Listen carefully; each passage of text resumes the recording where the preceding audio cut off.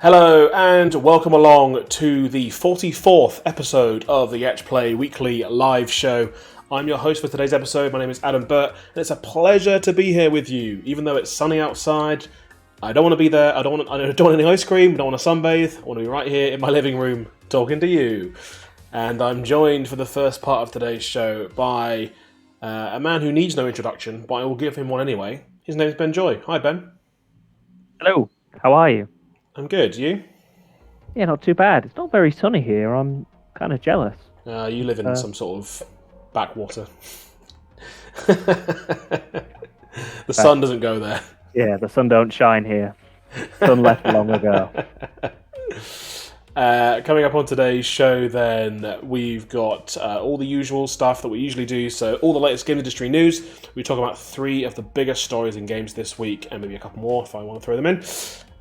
We've got a gameplay segment coming up for you today. We're playing Doom, the 2016 reboot, which I'm very excited to share the footage of that with you guys. And then later on today, if he's on time, Dan Thomas is going to join us to talk through some launch marketing reviews. So he's been doing this on Tuesdays. You might have seen him on Twitch reviewing games that are being launched on a weekly basis. He's going to come along and tell us what that's all about, show us a couple of examples, and if you like that, you can go and follow him on Tuesday as well. Let's do some shout-outs, shall we? If you want to shout out, let us know who you are, where you're at, what you're doing on this sunny Thursday afternoon here in the UK. In the chat, we've got Steve, who says, plenty of bugs outside that bite you, inside's much better. I agree, Steve. Thanks very much for tuning in. We've got Tony, who says, happy Thursday, Tony. And we've got Ben Gammon, friend of the show. Thanks for tuning in, guys. We appreciate it. Should we do some news, Ben? Yeah, why not? Let's do it. You kind of paused then, like you weren't sure whether you wanted to really do news. Yeah, I was like, am I in the mood for some news? Yeah. Well, it's depressing news, because first up, we're starting with the story of another game delay, unfortunately, and we've talked about these a lot over the last 18 months or so. Obviously, the pandemic's had a really significant impact on game development, and the latest victim is Ghostwire Tokyo, which is being developed by Tango Gameworks and was originally slated for release this year. The developer has released a statement on Twitter explaining that the decision was made for safety reasons, so obviously they are avoiding going back to the office at this time, and they're struggling to make it work from home. So the quote they've given is, "We want to get the game in your hands as soon as possible so you can experience the unforgettable version of a haunted Tokyo that we've been hard at work building. At the same time, we're also focused on protecting the health of everyone at Tango. Our new release window, which is 2022, will give us time to bring the world of Ghostwire to life as we've always envisaged it." The game is published by Bethesda and is expected to be a timed exclusive on PlayStation 5, even though Bethesda are now in bed with Xbox. So this deal predates the Bethesda acquisition. And yeah, I mean, it's another one. What can we say? Another one. Another one. Yeah, it's funny. When I first read about this, when we were going to be talking about it on the show, and I saw for health reasons, my first thought wasn't actually the pandemic, which is weird. Maybe I'm just trying to get to July 19th as quickly as possible, because that's when it's finished, right? It's Yeah. gone after that. July 19th, the virus is evicted. It has to leave. It has no choice. Yep, it's gone. We're going to put it on a rocket, blast it to Mars. Well, not Mars, because we're trying to go there, but somewhere where we won't go, and it can live there. But no, when I read health reasons, and I was like, oh, they're trying to avoid crunch. They don't want to affect people's health through crunch. That's how I immediately read it. But obviously, I think you're probably right. It probably is pandemic related. Maybe it's a combination of the two. Probably a bit of both, yeah. They would have to crunch because they've slowed down because of the pandemic. But yeah, I have to say, I actually don't know how bad the virus is doing wherever this game is being made. I was going to say in Japan, but just because the game's set in Japan doesn't mean it's been made in Japan. Yeah, I think you're right. I think it's probably a combination of the two. And as we've said with all of these game delays, yes, it's disappointing, but I'd rather that happen than people, risk their health getting the virus or crunching and risking, their mental health or, just running themselves into the ground to try and get a game out. So, I would always welcome a delay rather than someone else, suffering to get a game out, because that's not what that's not what gaming is supposed to be about. It's not supposed to be about people suffering and being ill and stuff like that. So, yeah, disappointing news, but, with a positive spin on it if you look at it that way. Yeah, for sure. Our best wishes go to everyone at Tango. Good luck with finishing the game. Next story comes out of Australia. Can you do an Australian accent for me, Ben? I will, but it's got to be better than that. Like, Go on, then. good eye, mate. It's coming straight out of down under. That was way better than yours. Don't even say it wasn't. That's pretty good. Shout out to any That Australians watching. That wasn't racist. We're talking about Australia because they're reconsidering their laws around loot boxes. We've talked about them on a show a bunch recently about how a lot of countries, the UK included, are considering loot boxes and the potential harm that they can do to children in terms of turning them into problem gamblers when they grow up, or just encouraging gambling-esque behaviour. An Australian Member of Parliament has announced his plan to propose a bill to prohibit loot boxes in games for children, and this story comes out of Kotaku. The Classification Amendment Loot Box Bill would ban companies in Australia from targeting minors with loot box sales, and is expected to be introduced to Parliament in August. The proposed legislation is introduced by Australian independent MP known as Andrew Wilkie, and he's given a quote to the Daily Telegraph. We as a country accept that people over the age of 18 can gamble, but let's make that for adults and give parents a warning. Wilkie's bill would require games with loot boxes to have an adults-only rating. So essentially, if a game has loot boxes, instant 18 rating in their classification system. So wouldn't be marketed for children, wouldn't be available to children unless their parents bought it for them, obviously. We've talked about this on the show before, about how this seems actually quite likely to happen in a number of countries. Obviously, there's differing opinions about whether loot boxes are gambling, but in a lot of cases, the line between the two has become so blurred that a lot of governments are starting to take action. What do you make of this, Ben? Yeah, I thought it was interesting about, because obviously, as you said, we've spoken about this a lot. I think we did a discussion piece on it where I talked about it. But what I hadn't really thought about is what the Australians have proposed, is that the game will be an 18 plus rating. Not that it'll just be, you have to go through a parental, lock on within the game. If the game has it, the game itself is a straight 18. Like, that would make things like FIFA, which is, I guess, I haven't bought a FIFA game for a long time, but I assume it's like a 3+, because it's, there's nothing in it that's inappropriate for children apart from loot boxes, according to some people, and I, don't necessarily disagree with that. But making that an 18+ game all of a sudden is a huge change. So whether it goes that drastic, or whether it feels like there's a step in between that, rather than making the game 18+, it's behind a parental lock within the game, something like that.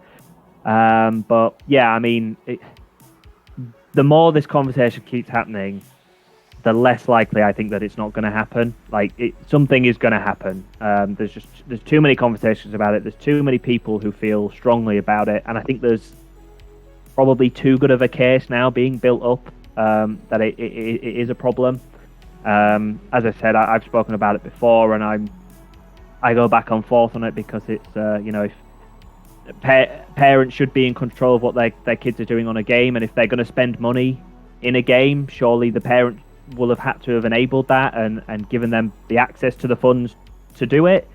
So does the responsibility lie with the parents to stop that from happening? But then I can see the other side. Well, should games even be giving that as an option for it to happen? Should, rather than having parents prevent it, should the games just be stepping in from the off and being like, okay, we can't let this happen? It's a really, really difficult one, and whatever the decision is, it's going to have a huge impact on the industry, and I can only see it going one way, to be honest.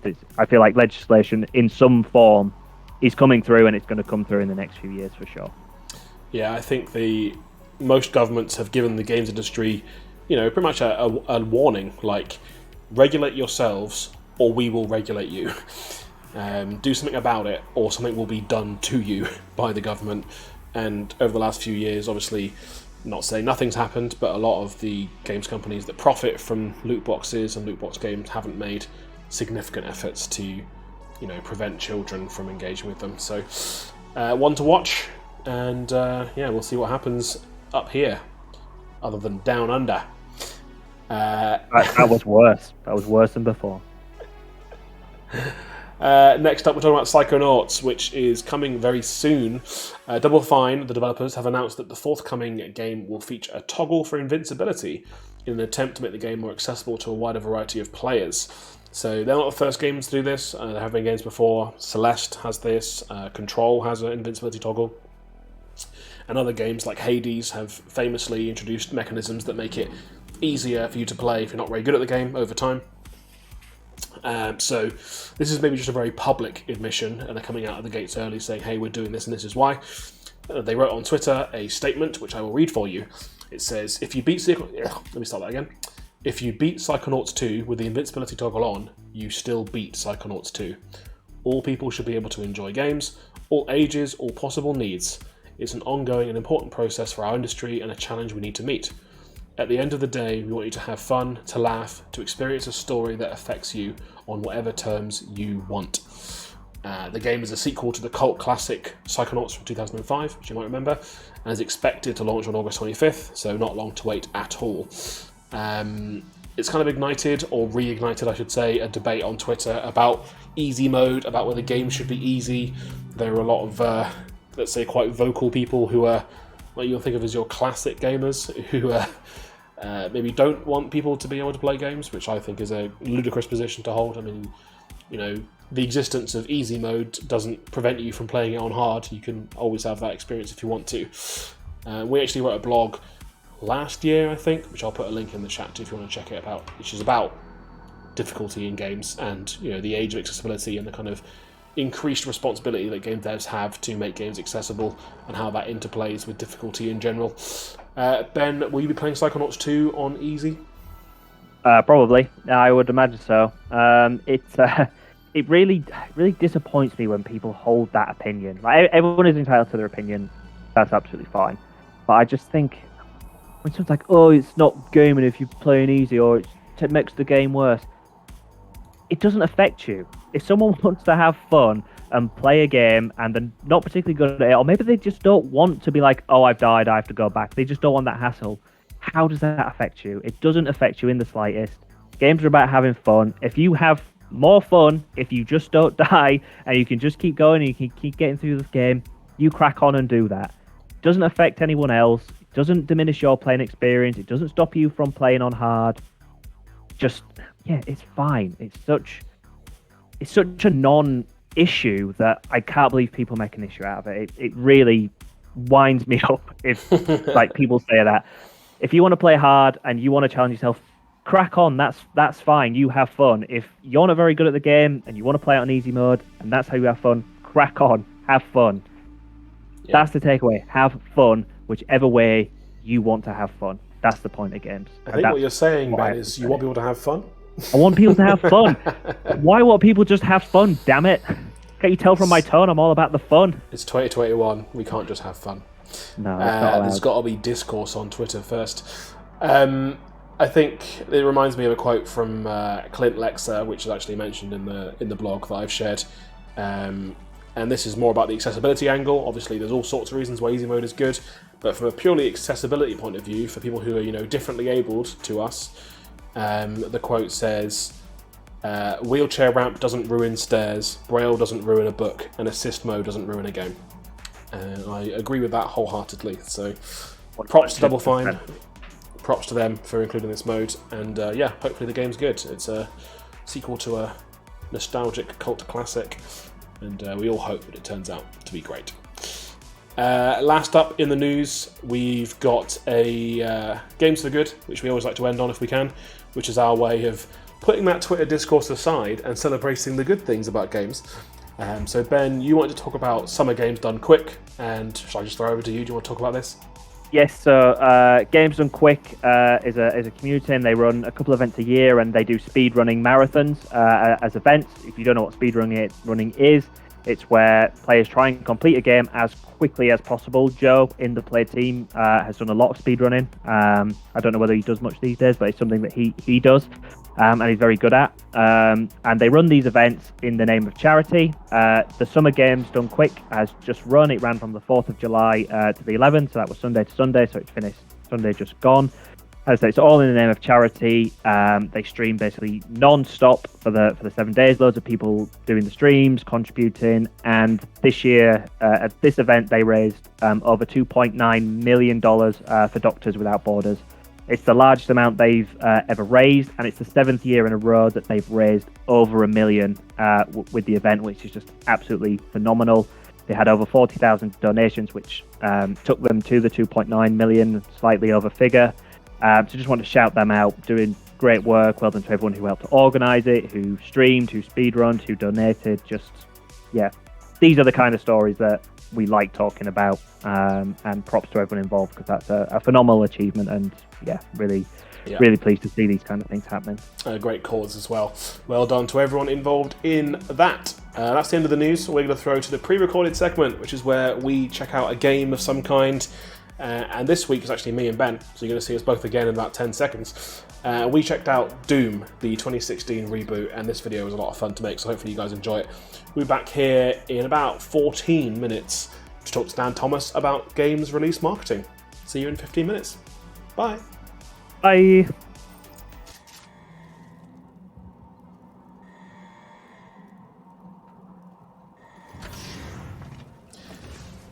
Hi, and welcome to another video from Etch Play. My name is Adam, and I'm joined by a demon and by Ben. You can decide which is which. Hi, Ben. Hello, how are you doing? I'm good. How do you feel about Doom? I haven't had much exposure to Doom, other than the version that we played when I streamed it on my channel. Not that I'm plugging. Yeah, so when we played it, I was terrible at it. You played classic Doom, and this is the 2016 reimagining of Doom. I've just gone straight into it. You can see it's gory. I'm ripping out this demon thing, some sort of sack. Made that blow up. There's blood everywhere. If you're under 18, this video is probably not for you. But it's the internet. You can lie and get away with it. Yeah. We don't mind. We don't mind. No, legally we do mind. But we do mind. And I'm going to tell your parents if you're under 18. Exactly. It's going to get you in trouble. Thank you, Ben. But yeah, we just thought we'd just show a bit of this game. This is really near the beginning. It was recently added to Game Pass, so if you have Game Pass, you now have the ability to also play this game. And yeah, it's from Bethesda, so obviously part of that whole Xbox Bethesda deal. Pretty much all the Bethesda classics from a publishing perspective are on here now, and this game did really well. You know, it's not often that we see a kind of nostalgic reboot that really works for people. You know, like it's not just a cash grab. It really kind of hones in on the things that people liked about the original and expands on them in interesting ways, and really kind of evokes those classic Doom feelings. As you can see from me being awful at shooting that demon with a shotgun. You might have noticed I'm also punching the demons in the face a lot. That's a thing called glory kills, where basically when they start glowing, you can run up to them and just do like a devastating finisher move, like this. I'm pretty upset that you're doing that, because when I was trying to punch demons when I was playing the original version, I seem to recall you were very angry at me that I was trying to karate chop people. Yeah, well, you are doing the same thing. Look, in the interim between games, Doom Guy, the main character, he's taught himself karate. He knows self-defense skills now. He's able to get up close and personal. And the important thing is you've got to do it when they're glowing. You can't do it beforehand, otherwise they'll be like, I'm a demon, I'm eating you. What you're saying is he's gone from like red belt to maybe an orange belt, if that's the way it works. I think we've got to say he's a black belt by this point. This is an experienced fighter. I said this at the beginning of the game, so we're going to get like a little kind of brief... There you go, someone's talking.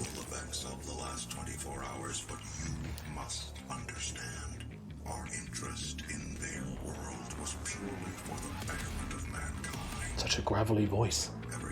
Yeah, it sounds like someone, and I can't put my finger on who it sounds like.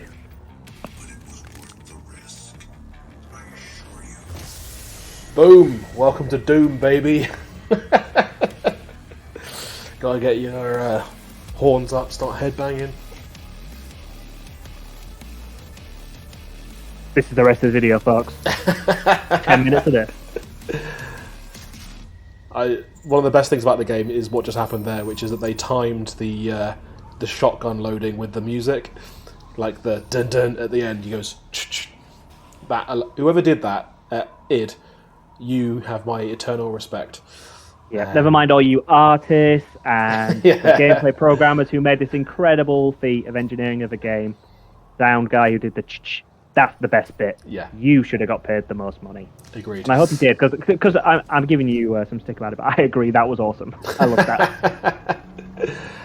So if you don't know the lore of Doom and what's kind of going on here, we're on Mars, and scientists are doing things on Mars, and they've accidentally opened a portal to hell. Now there's demons coming from hell onto Mars, which is basically the worst thing you could possibly imagine. You've got all the harsh reality of space and also demons like this one.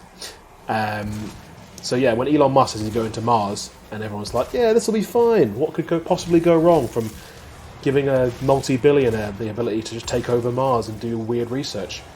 Maybe this could happen. You don't know. Yeah, it could happen. So when we played original Doom, was I on Mars? Because I thought we were in hell. I thought that's where we were. I didn't realise things were coming from hell to where I was. Well, that's a good question. I think you are on Mars in that one as well. I mean, I'm showing my ignorance now as well. But I think because there's a portal between the two, the Doom franchise does see you moving between hell and Mars and sometimes other locations, I think. Dan Thomas is screaming at the screen right now. Dan Thomas is a big Doom fan. Where are we? I like how we've got a literal Doom expert on staff. And we're like, let's do a video about Doom. We keep not inviting him to the Doom stream. Who should we get to talk about Doom? Just get the two guys who barely played Doom. I mean, it's a lot of fun though. I mean, you can tell the things that I know Dan loves about Doom, like the movement speed, all that kind of stuff is here. And yeah, I mean, the gore is definitely here. Maybe even better realised here than it was in the original, because there's a lot more polygons to play with. Yeah, this does look really good. So is this Doom Eternal? Is that Doom Eternal? Oh, okay. So this was the reboot in 2016, and Eternal is a sequel to this game, which I think had a bit of a mixed reaction. I think this sticks very closely to the Doom formula, I would say, whereas Eternal maybe adds more platforming and maybe moves away from some of the things people loved about original Doom. And this is one here, actually, like one of the things people love about Doom is finding access keys. So this is like a little, the first instance in the game, really. You've got to find the blue key card to get through this gate, and you can actually see it through this hole. He's in there. Yeah, that kind of like exploration. I mean, Eternal is still, some people love it, and that's also on Game Pass, so you can try both. But yeah, the Eternal's a sequel to this. Yeah, there's quite a few Doom games on Game Pass, isn't there? There's the original Doom, Doom 64, which I think is a different version. Then there's obviously this version, Doom Eternal. I think there's maybe like another one as well. I feel like there's quite a lot of Doom on Game Pass, which is cool if you're a Doom fan. But, that's what happens when Microsoft buys Bethesda. When Microsoft buys you give them everything. Yeah. A little bit of grenade action. My favourite thing is falling out of the sky and shooting them with a shotgun. You really like using your fists in this. Yeah, it's actually, just from an ammo conservation perspective, like, you'll see a couple of times, I kind of get low ammo from time to time, and being able to just punch them to death and save bullets is actually quite handy. I'm going to admit, I don't know exactly what difficulty this is on.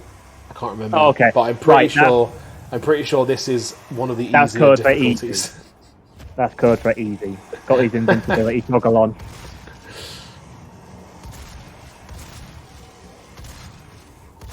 Is this even you playing, or have you just found like a video of someone else who's really good at doing one? She'll be like, yeah, this is me playing. Yeah, look at me destroying these demons. No, this is me. Yeah, I mean, video game difficulty, man. Games can be difficult. I've not got time to learn how to play all these games. I've got to play dozens of games every week. You're preaching to the choir. I'm terrible at games, so if there's an easy setting, I'm probably going to be on it, especially for shooting games, because I suck at shooting games. I like them, but I'm just not very good, as you are well aware from playing online shooting games. This does have a variety of difficulty modes, so you can unlock 2 of them. There's even harder difficulties, and it can get pretty crazy. So if you are, a classic retro FPS gamer, you love the original Doom, and you like your games difficult, that's an option here as well. You can play it on extremely hard difficulties. Basically, just play whatever you want to have fun. Yep. Like, that's the most important thing. They've got some weapon mod stuff here, so I can choose between an explosive shot or a charged burst. You've obviously got a gun. Please tell me yes. I wanted you to go explosive shot. Explosion is the way forward. Punch the robot. Did you just punch that robot? Wasn't that helping you? You'll just punch anything. You know, Doom Guy is an angry man. He's got a lot of rage. Okay, so you keep calling him Doom Guy. That's his official. Is that his name? That's his official canonical name, as far as I'm concerned. It's Doom Guy. Okay. He might have another name in some book somewhere, but I'm pretty sure he's Doom Guy. Dan Thomas is screaming, "He's called Steve!" Imagine if he is called Steve. I don't think he's called Steve. Nah, but I do know Master Chief's real name is John, so...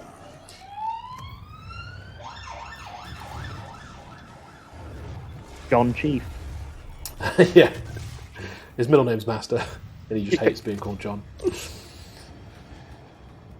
you ever think about the fact that they're the Mario brothers, but one of them's called Mario? So his name is Mario. And Luigi's name is Luigi Mario. I think that's a better name than Mario. So good they named him twice. Yeah. I mean, talk about living in your brother's shadow, though. Luigi's like... His last name is literally his brother's name.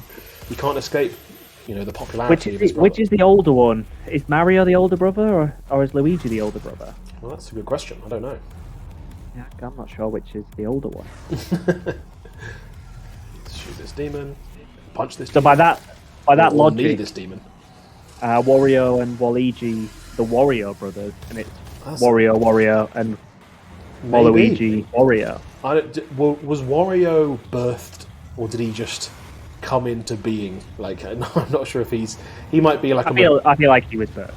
He might be like more of a Madonna situation, where obviously she was born, but she's only got one name. Maybe. Boom! I'm gonna need to go do some serious Mario research after this. Yeah. Maybe next week we'll play Mario. Yeah. And we'll bring you all the answers. You've been dying to know. Anyway, what's going on in Doom? You just shoot things. I mean, that's all there is. Oh, here you go. I've run out of ammo, so you can tell you don't have infinite ammo with all weapons, but this little pistol thing you do. So you always have this as a backup, but it's not as fun as the shotgun. Yeah. So you got to punch him. The punch is pretty devastating. Yeah. Almost as devastating as the shotgun. Yeah, it's pretty good. Boom! Yeah. Someone should close this portal. There's a lot coming through from hell. Yeah, you know what it is with scientists, man. They're always like, oh, we're doing some research over here. And it's like, you guys, you're going to open a portal to hell. Gotta be careful. And they're like, it'll be fine. No one's opened a portal to hell in at least 2 years. This game looks great. It does look great, and yeah, 2016, so it's a few years old now, but it's no slouch. It does look fantastic, and I think Eternal, obviously being the sequel, looks even better. They're both very good-looking games, as well as very violent games. Like that. Like that. Literally just punch someone's head clean. Yeah, I mean, I think this is it's a really amazing achievement, because I think it's so tricky when you are taking on a property like Doom, which is so beloved, and it's been so long as well since the original. It's very difficult to create something that satisfies, old fans and new fans, and that respects the kind of origins, but also pushes it forwards in new directions. And I think they just nailed it. I think they did a really good job with this. So if you are a Doom fan, and it's been a while maybe since you've played original Doom, looking for something a little bit different to scratch that Doom itch, this is a great place to start. How's the story in this? Have you played enough to kind of get a vibe of the story? Like, the action is clearly great. It looks great. It seems like it plays great. What's the story like? Or is the story like kill as many things as you possibly can until the story is just to try and get you from point A to point B. The gravelly voiced man is always talking. Other people sometimes talk. But yeah, I've not got super deep into it. But yeah, I think the story is more just to try and keep you moving forwards. Okay. We are going to throw back to the studio But thank you very much for watching. I've been Adam, and he's been Ben, and we'll see you on a future Etch Play video. Take care. Bye. Bye.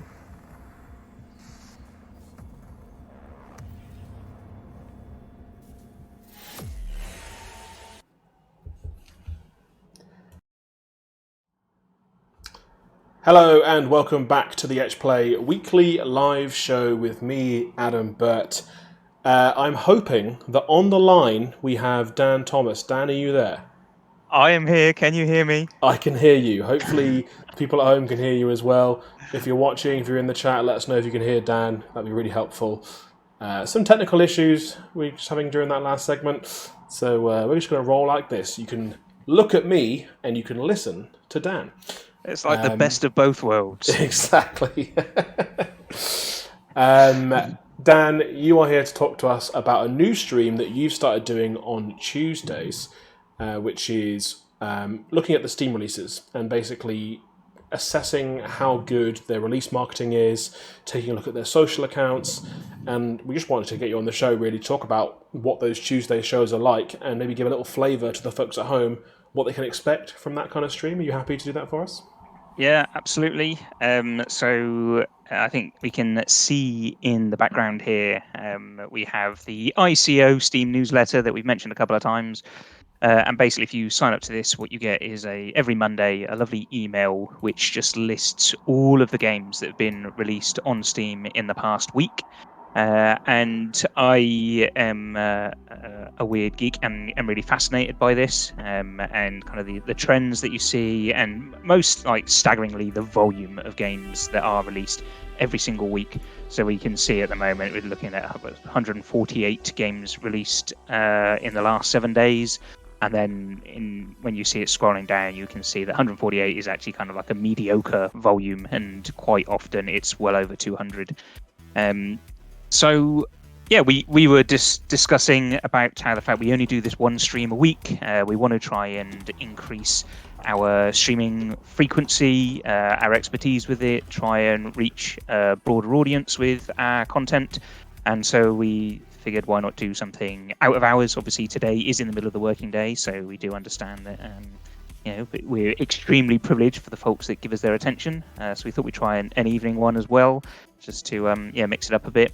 So that's basically what I do, is look at this newsletter and then we pick a few examples from it. What we tend to do, I mean, we've done 2 of them, so this is all open to change and evolution as we go. That's how we roll. We'll dive in and we'll figure it out as we go. But we look at a couple of the ones at the top of the newsletter. So what are the best performers for this week? And then we try and look at, okay, what have they done? So as you said, initially we'll look at their Steam store presence, try and get a gauge of how's this game doing. Then we try and just do a little bit of research and see what may have led them to being at the top of this week's game releases.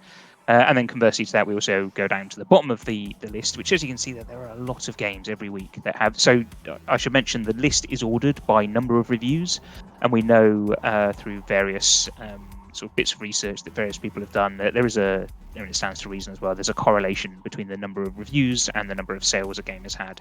And there's a lot of games, as we can see, that have 0 reviews. So that's a game that somebody has put some time and effort into, got it into the Steam store, released it, and potentially nobody. I think it's kind of very, very crudely 50 sales to 1 review. So between 0 and 50 sales for a game that somebody's released. So we also look at the lower performing ones and try and see what are the differences between the high performers and the low performers. So I think one of the last week we looked at the number 1 performers was a game called Doki Doki, or Doki Doki. Apologies, I don't know how they pronounce it. And that was quite interesting. That did reasonably well, 3,000 odd reviews, I think it was. And it was interesting to look into that, and we discovered that it was actually a remaster or an updated release of a game that was previously a free-to-play title. So that was interesting. So we could learn that the free game gave it an audience, they established themselves, and then they've launched a paid-for game, and for that week it was the most successful game. And then we dug into their website. They had a really nice website, had a look at their Steam Store presence, which was okay. It had a really nice trailer, but perhaps not too much attention given to the Steam Store page, which is well worth putting a bit of consideration to. And a decent social following as well for the game studio behind it. And I've yeah, actually so you heard could of start. this game before. I've heard of Doki Doki Literature Club. Does that make me a wrong one? No. It's very cool actually. I was quite surprised. I kind of looked at it. I was like, oh god, this is gonna be a really cringy, like hentai, awkward. But actually, it's quite a popular title. And yeah, it's a psychological thriller, but it's all like pink and frilly and schoolgirls, which I really liked. So that was an interesting one. And so we just starting to piece together what is it that they do that makes them stand out. And then the next week, which was just on Tuesday, just gone. I forget the name of the game now. Eastern something or another was the Eastern the game Exorcist that was is the next one. Eastern Exorcist. Yes, yeah. So let's have a look at Eastern Exorcist. So that was again another popular title. Well, interesting with that one, the week there was a few more sort of fairly big games, but Eastern Exorcist stood out against a couple of. There was actually a Monster Hunter title released as well, but Eastern Exorcist outperformed that, which is quite surprising. Because obviously Capcom and Monster Hunter is a huge game at the moment, so we looked into why is that, and kind of picked a few holes in why the Monster Hunter Stories 2 release maybe didn't do. I mean, obviously we can only glean so much insight from what we can find on publicly available information, but yeah, we kind of dug into it and had a look and drew some conclusions, and yeah, we find some cool looking games, and then the last thing that I do, and this time was the first time we actually dove into this, we look at the bottom of the list, as I said, and we had a look at a bunch of the less successful titles, and then landed on a game called Tiny Hunter that I actually went off and purchased, and then had a hilarious hour trying to play this really difficult 2D platformer. But it was a very good game, thank you, Tony. It was a lot of fun. I was terrible at it, which maybe added to the hilarity of watching me make a fool of myself. But it was a really great game. So there's this kind of myth of all you've got to do is just make a good game. And Tiny Hunter was a good game. It's lots of fun, very, very well put together. There was a speedrunning mode and leaderboards.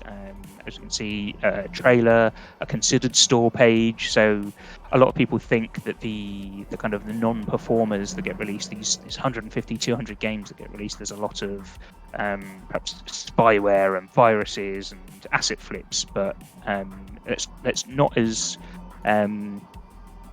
prolific as you might think. And actually, there are some really good games that people have worked really hard on, but perhaps just haven't quite found their footing in terms of getting the promotion right for it. So yeah, that's the gist of it. It's every Tuesday, 7:30 p.m. I'm going to stick to. We're going to keep doing it until I get booed off stage. May look to try and get some guests in the future. There's certainly some experts I'd love to get involved, people who are expert in store page presentation, or maybe get some perhaps like influencer community management perspectives from people. And that's what we're doing. So you should definitely come and check it out. Yeah, absolutely. So every Tuesday, 7:30. If you like the look of any of that, if you like delving into Steam store pages and checking out new games, it's a great way to see what's come out in the week, because it's fast moving. A lot comes out every week, and Dan's got all the info, all the insight, and you can watch him be terrible at brand new games as well. Who doesn't want to do that on a Tuesday evening? I know that I do. Thank you, Dan, for joining us. You're very welcome. And sorry you couldn't see me. Yeah, actually, I started seeing you halfway through, but it's like one frame every 2 minutes. All right. It would be, yes. Let's just say some of the frames look pretty amusing next to the Doki Doki Literature Club background. But maybe we'll fix that for next week. And in the meantime, we're going to wrap up the show. Thank you so much for tuning in. We really appreciate you guys tuning in to watch us on Thursday. Like Dan says, we know that it's during the workday for a lot of people. So if you're playing truant from work right now, if you've got us on a second screen, we really appreciate you. Thanks very much. If you've liked any of this and you're not already following us on Twitch, make sure you press the button right now. It's a little purple thing in the corner. You can go press this follow. You'll get notified every time we go live. And you can always catch up on the full series of the live show, I should say. It's all on YouTube as well as all our other videos. So we do clips on there, other stuff as well. So check us out on YouTube as well if you haven't already. And we'll be back next week at the same old time. Every Thursday, 4 p.m, right here on Twitch. I've been Adam Burt. And we'll see you again very soon. Thomas. He's been Dan Thomas. They can't see you, Dan. Nobody knows that you're there. You're hidden. I'm still here. Smash that follow button, folks. Yes, Ben. Yeah, exactly. All right. We'll see you again soon, guys. Take care. Bye.